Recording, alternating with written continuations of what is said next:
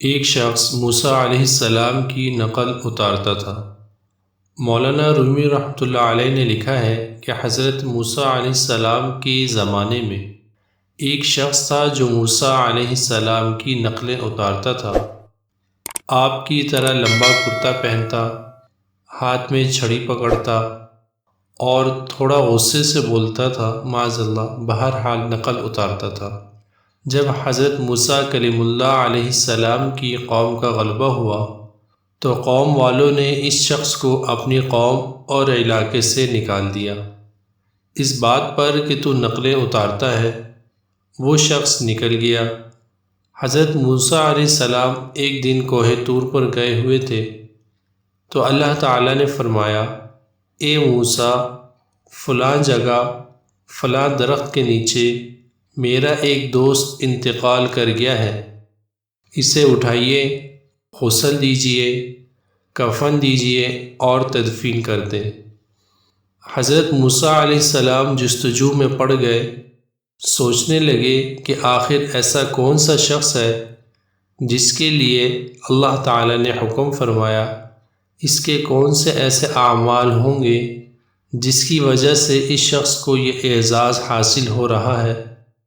بس اسی سوچوں میں موسیٰ علیہ السلام اپنے چند ساتھیوں سمیت وہاں پہنچے تو دیکھا یہ تو وہی بندہ ہے جو نقلیں اتارتا تھا۔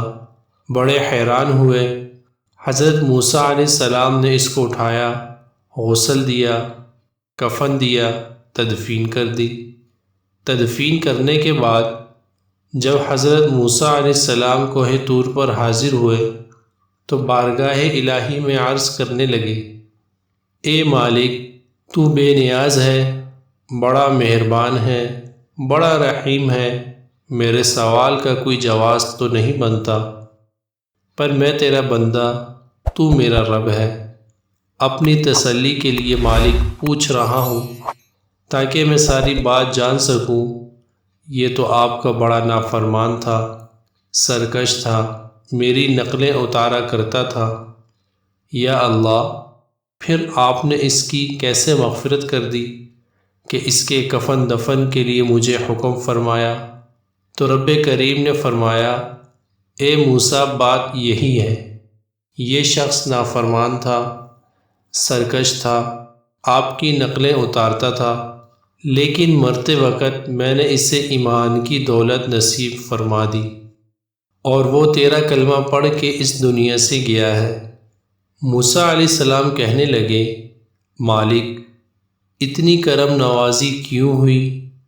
تو رب کریم فرمانے لگے، موسیٰ، جب وہ تیری طرح بن سنور کر نکلتا تھا، تیری ادائیں اپناتا تھا تو مجھے بڑا پیارا لگتا تھا، اس لیے میں نے اسے ایمان نصیب کر دیا۔ سوچیں، اگر موسیٰ علیہ السلام کی نقل اتارنے والے شخص پر اللہ تعالیٰ کو اتنا پیار آتا تھا تو نبی کریم صلی اللہ علیہ وآلہ وسلم کے رنگ میں ڈھلنے والے انسان پر کتنا پیار آتا ہوگا۔ عمل ہوتا ہے یا نہیں، یہ بات کی بات ہے۔ ہم کم از کم نبی کریم صلی اللہ علیہ وآلہ وسلم کا حلیہ مبارک تو اپنا لیں۔ اللہ تبارک و تعالی ایمان کی لذت اور عمل کرنے کی استطاعت ہمارے دلوں میں خود ڈال دے گا۔ مگر افسوس کہ آج ہم سب مسلمان مغرب کو فالو کرنے پر لگے ہیں۔ اللہ تعالی ہم سب کو عمل کی توفیق عطا فرمائے، آمین۔